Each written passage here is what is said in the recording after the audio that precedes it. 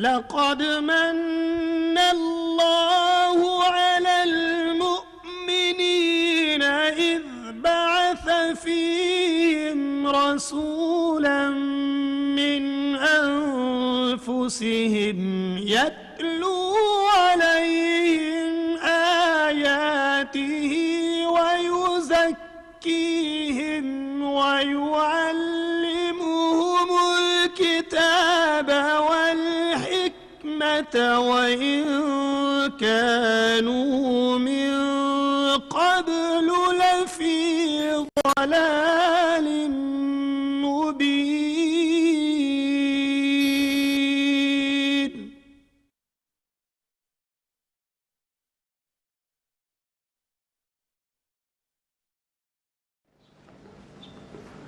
نحمده ونصلي ونسلم على سيدنا ومولانا محمد رسوله النبي الأمين المكين الحنين الكريم الرؤوف الرحيم. أما بعد، فأعوذ بالله من الشيطان الرجيم. بسم الله الرحمن الرحيم. Dear students and respectable audience, by the grace and blessings of Almighty Allah, we are starting from today a series of Quranic lectures, and these lectures will be followed by the lectures of Hadith afterwards. The first subject we are starting the series of lectures from is the place of prophethood, significance of prophethood and messengership in Islam. The place or status of prophethood in Islam, the esteemed and highly exalted position of prophethood in Islam. So these are various words for the caption. A question can be raised and it can disturb some minds that why the Islamic lectures series is being started from the subject of prophethood and not from Tawheed, the unity of Allah, oneness of Allah, or any other important article of Islamic faith. Why we have chosen the subject of prophethood or article of prophethood and messengership as the first topic to be discussed and emphasized on. This is a question, and it must be taken as very relevant and important. So I would like to explain the reason, and this reason will express the relevance and significance of the subject too. You know, the history of mankind and history of divine revelation and history of Allah's communication of His divine message to His creatures. That starts from creation of Sayyidina Adam alayhi salam, the first human being created by Almighty Allah and the first prophet raised by Almighty Allah on the earth. Holy Quran, I will like to mention here particularly two places from Quran. The first reference is from Surah Al-Baqarah.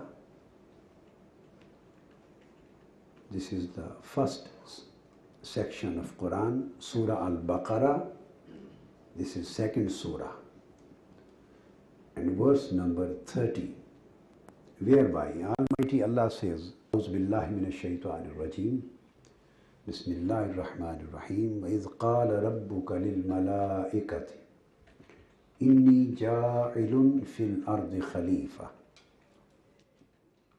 qalu ataj'alu fiha man yufsidu fiha wa yasfiku ad-dima wa nahnu nusabbihu bihamdika wa nuqaddisu lak qala inni a'lamu ma la ta'lamun wa 'allama adama al-asma'a kullaha ثم عرضهم على الملائكة فقال أنبئوني بأسماء هؤلاء إن كنتم صادقين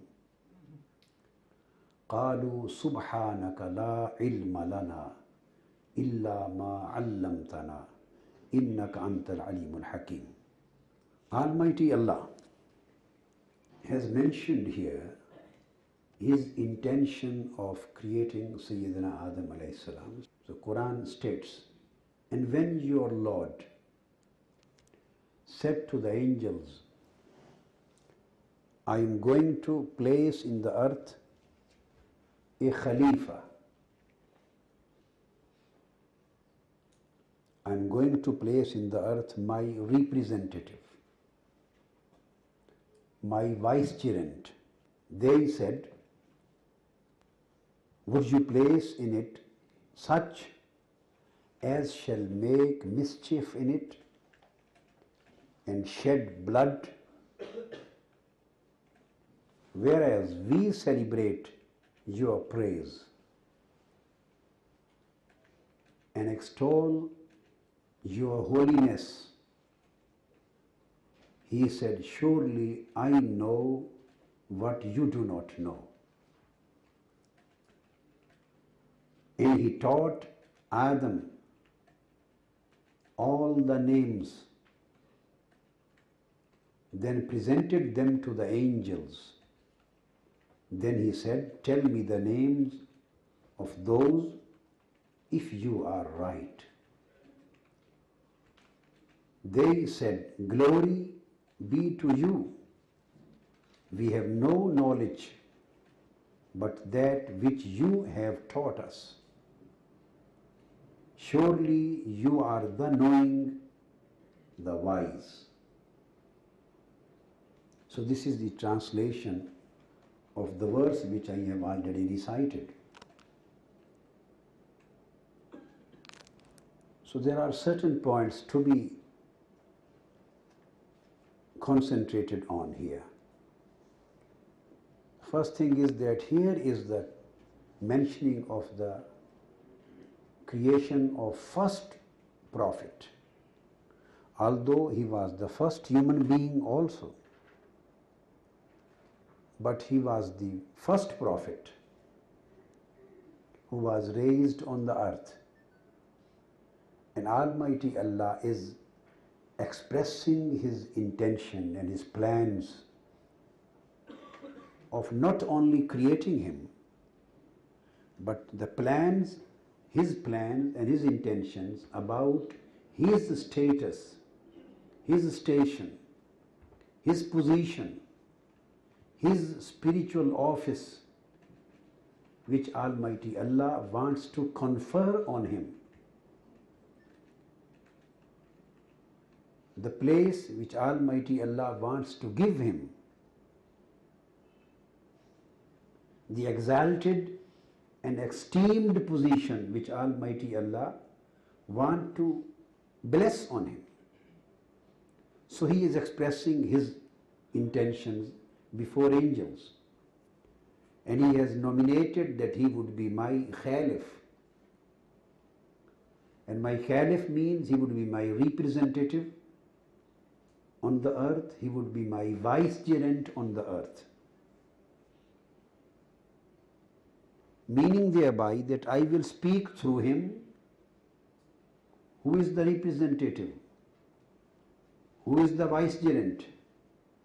I will send my commands to him, and he will communicate and he will pass on my commandments to the mankind. The question is why Almighty Allah needs to appoint someone as his caliph, as his representative on the earth. And he never needs anything. He is beyond the needs and beyond the necessities. So why he wants to appoint someone as his caliph and representative? This is the first question. The answer is that he doesn't want to speak to the people directly. He doesn't want to reveal himself to the mankind directly. He doesn't want to reveal himself to the people. He doesn't want to speak to the people. He doesn't want to reveal his commandments directly to the human beings. He doesn't want to communicate to the men on this earth directly, except through the one whom he is going to appoint his representative, whom he is going to raise as his prophet, whom he is going to raise as his messenger, whom he is going to raise as his apostle, whom he is going to raise as his vicegerent on the earth.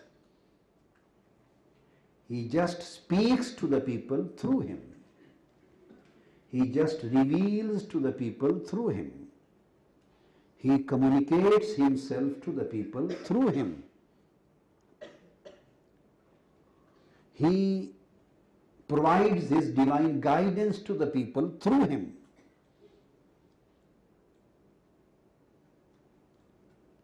So this is the only means, the prophet, the messenger. Who is the caliph of Almighty Allah? Who has been declared as the caliph, as vicegerent, as representative of Almighty Allah.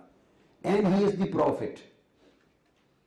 He is the sole means of the communication of Allah's divine commandments to the people. He is the sole means of communication of Allah's pleasure to the people. He is the sole means of revelation of Almighty Allah to the people. This is the basic reason why he appointed and why he has been appointed some of the chosen people as prophets and messengers and declaring them to be his vicegerents and his representatives and his khalifa. This is the basic reason.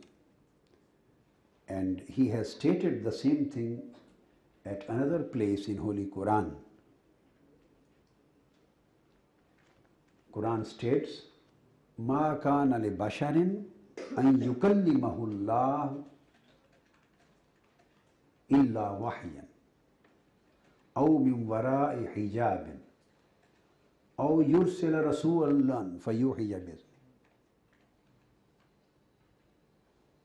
Ma kana li basharin an yukallimahu Allah illa wahyan. Almighty Allah has not given or blessed this privilege to any bashar, to any human being, to anyone among the mankind. Almighty Allah has not blessed anyone amongst the mankind with this privilege or with this ability or with this capacity and capability, so that Almighty Allah may reveal to him, so that Almighty Allah may speak to him, so that Almighty Allah may communicate himself to him. So this privilege has not been granted to anyone amongst the mankind. He just speaks with the mankind through wahi, which he reveals on his prophets, on his apostles, on his messengers. So the basic principle is that he decided from the very beginning of this world, he decided to reveal, to appoint some chosen people as his prophets and messengers, and he decided to reveal, just to reveal on them, to communicate his commandments to them, to provide his divine guidance to them, and through them the mankind should get Allah's messages, and through them the mankind should get divine guidance, and through them the mankind should be able to become aware of Allah's do's and don'ts and his commands and his orders. So this was the divine plan, and this is known as the system of prophethood. Now, when this intention was expressed before the angels, then they raised a question. There were some queries in their mind, so they inquired and they asked something from Almighty Allah. And you have already come to know through the translation that you are appointing a man, such a person. Now they were talking of the mankind in general, the mankind as a gender. You are appointing someone in this world as your caliph and representative who will commit mischief and who will shed the blood on this earth. Whereas we celebrate your praise and we exalt your holiness, and we are always busy in your worship, in your praise, in exalting your holiness, your greatness, your highness. So Almighty Allah said, there are many other things which I know and you don't. Now the second point, first was the appointment of someone as Allah's representative and Allah's vicegerent on this earth, and he is the Prophet. Now the second point, giving a practical answer to the questions raised by the angels. Now Almighty Allah is demonstrating, expressing and demonstrating the exalted position of the Prophet in front of the angels. He is making them aware of the exalted and esteemed status of prophethood. He is making them aware of the superiority of Prophet to the angels and other creatures of the world. He is making them aware of the Prophet's superiority. For this purpose he says, وَعَلَّمَ آدَمَ الْأَسْمَاءَ كُلَّهَا. That Almighty Allah taught Adam all the names, and the specialists of Quranic exegesis, the Mufassirin, the Aimma of Tafsir, they state that here the word Asma has been used, but it is not, this knowledge is not confined only to the knowledge of names, because the knowledge of name, just knowledge of names, is not, you can say, that much exaltation or that much esteem, is not that much basis of esteemed position, that much basis of exalted position, cannot be that much the basis of superiority, the basis of excellence, the basis of perfection of someone just by knowing the names. So they say that names means their properties, their qualities and all details, their acts, functions. The names including the functions of those things, their properties, their qualities and all relevant details. So it was a total knowledge of the things which were existent in this universe. This was knowledge in totality, knowledge in total. This was a comprehensive knowledge. This was an all-embracing knowledge. This knowledge was not only confined to the names of certain things. This was knowledge in depth.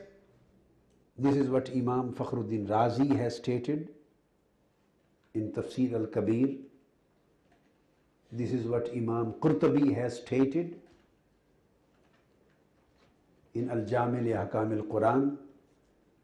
This is what Imam Khazin has stated, Imam Baghawi has stated, Imam Mazhari, Qazi Sanaullah al-Mazhari has stated, Imam Bayzawi has stated, many other Aimma of Tafsir.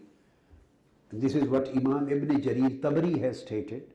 So this is just, I have quoted some of the important references. So here, the superiority of the Prophet to other creations of this world, to angels and other existent creatures of the world, has been mentioned through totality of knowledge. Allama Adam al-asma'a kullaha, all names, names of all things, including their knowledge of functions, their properties, their qualities. So all relevant and necessary knowledge was given to Sayyidina Adam alayhi salam. So this was a knowledge in totality, because this knowledge was going to be made as the basis of Prophet's superiority, because this was a practical demonstration.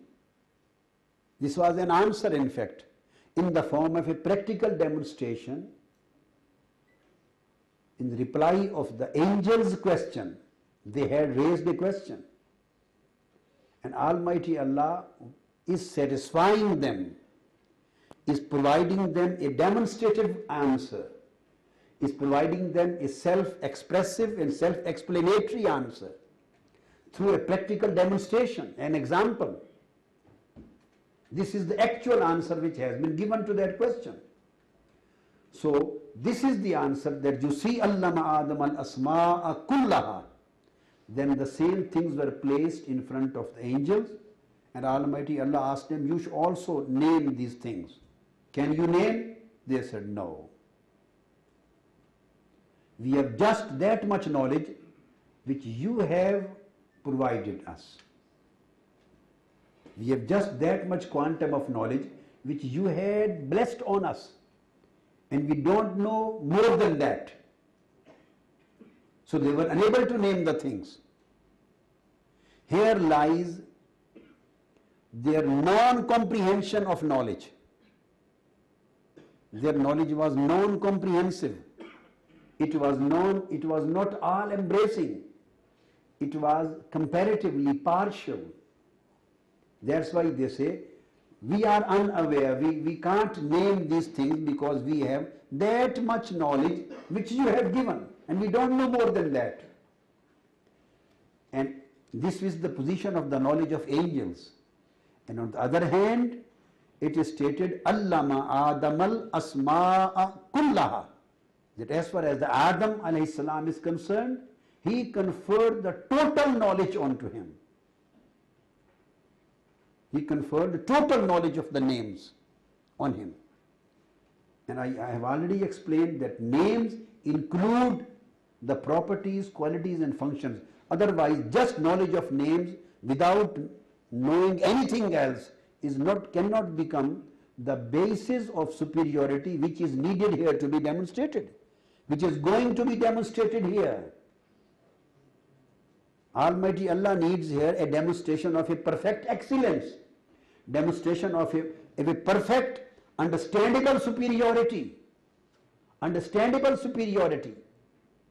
He is demonstrating a quite unquestionable superiority. He wants to express and demonstrate a superiority of Adam, of Prophet, which should be accepted as unquestionable superiority, which should be unchallengeable superiority, which should be easily understandable superiority, which should be easily intellectually acceptable superiority.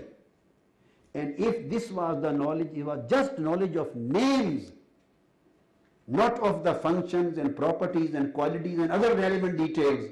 So this superiority cannot be easily accepted and without any kind of challenge cannot be easily be recognized. This again becomes a questionable superiority, whether just knowing the names can be a basis of an excellent or perfect superiority. The answer is no. Knowing just the names for what? You don't know its application, you don't know its property, you don't know its function, you don't know why this has been created for, you don't know what are its benefits, you don't know what are its other kind of interests, you don't know what are its relevant details, you know nothing except the name. So the just knowledge of name cannot be accepted as the basis of an acceptable or unchallengeable superiority. So if the knowledge has to become a demonstrative basis of unchallengeable superiority and easily understandable superiority, then the word kullaha, it indicates totality, the comprehensive nature of knowledge, all embracing nature of knowledge. So this is the total knowledge was conferred on Hazrat Adam alayhi salam, and in the form of this totality of knowledge, his superiority to other creatures, including angels, was demonstrated.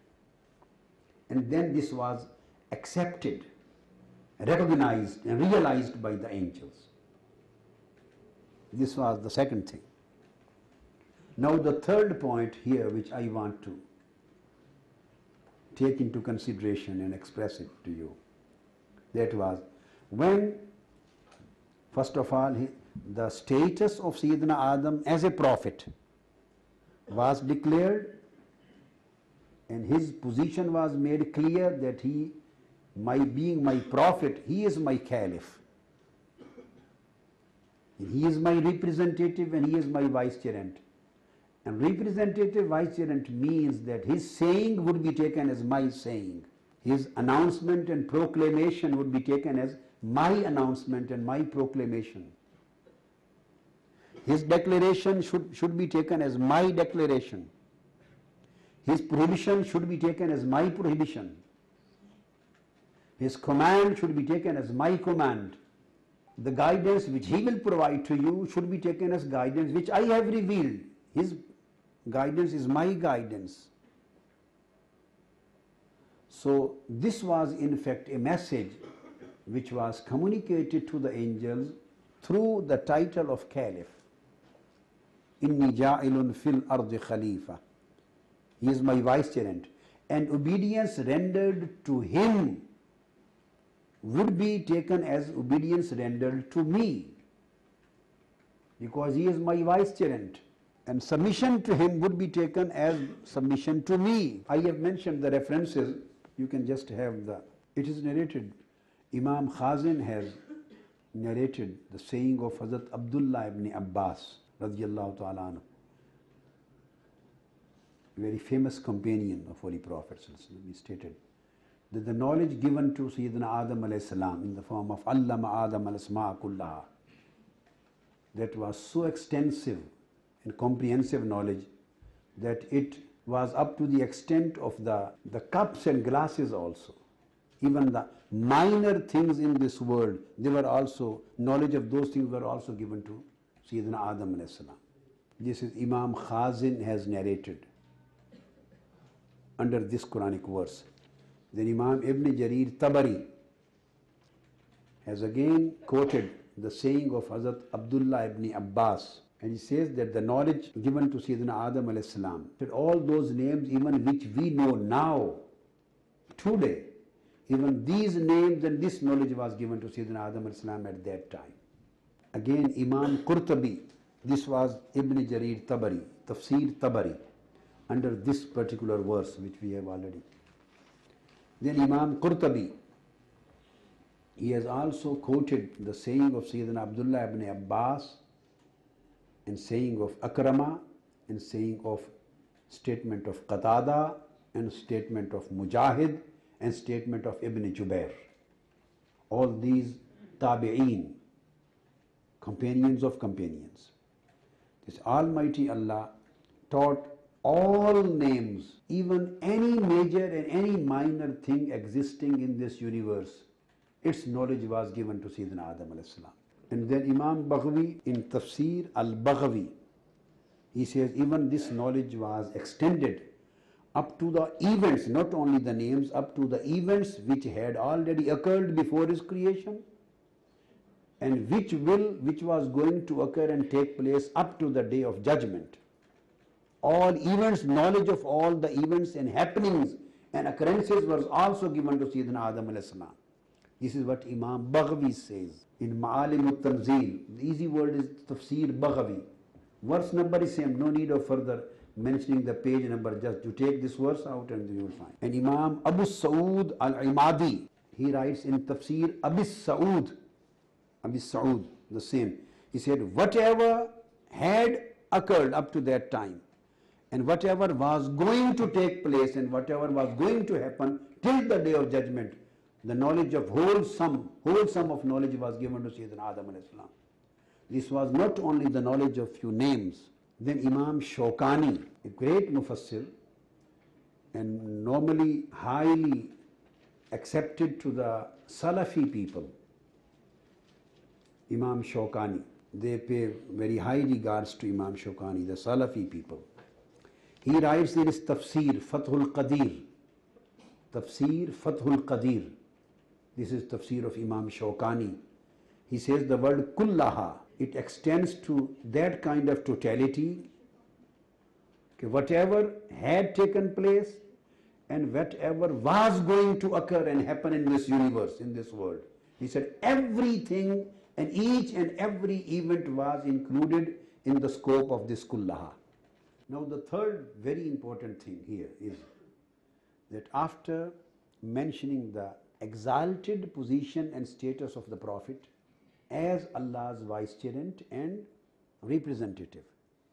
Number two, after demonstrating practically the basis of his superiority to all others through totality of knowledge, all embracing and comprehensive knowledge of the universe. Two things. And the third aspect that needs special concentration is after that Almighty Allah commanded the angels now to pay respect, honor, esteem and reverence to the Prophet. And he commanded them, to angels, to prostrate before Adam alayhi salam. وَإِذْ قُلْنَا لِلْمَلَائِكَةِ اسْجُدُوا لِآدَمَ.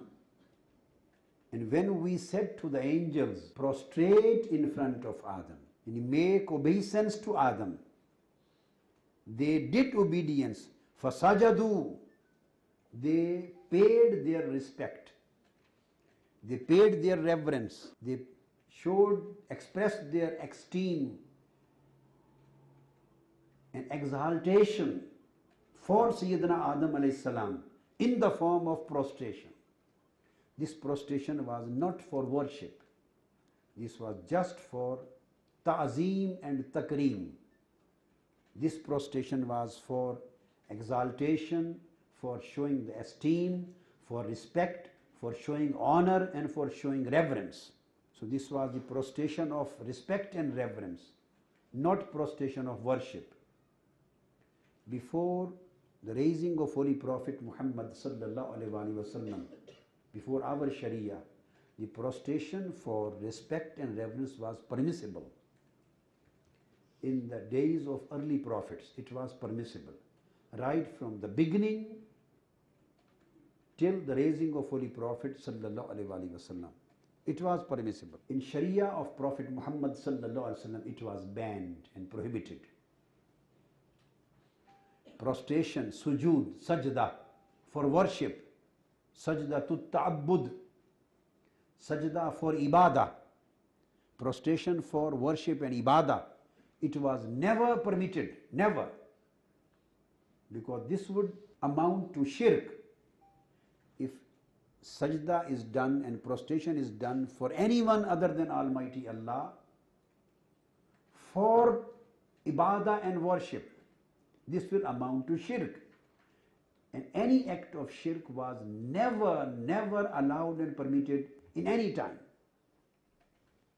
So it is very clear and obvious that here usjudu li Adam, prostrate in front of Adam.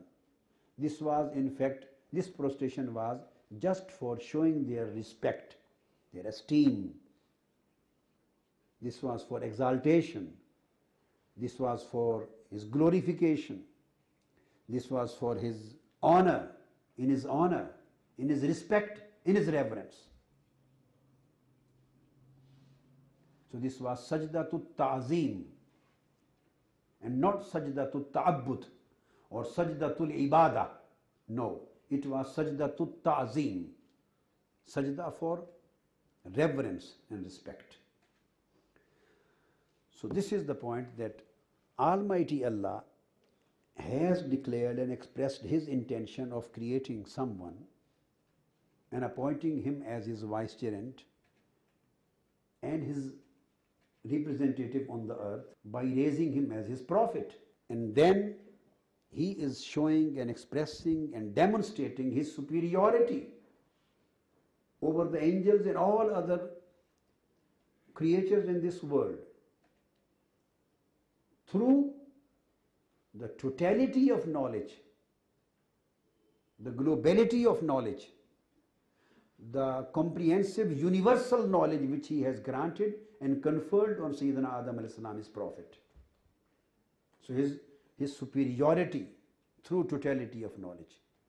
And third, when he established this fact practically, and when he made this acceptable, understandable, and acceptable to the angels, and when he made this thing clear to them, and they accepted, qalu subhanaka, they accepted the reality that he is the superior one, he is superior to us, and he is the only one who deserves your vicegerency. He is the one who deserves your representativeness, being your representative. So we accept his superiority and we bow and bend before him.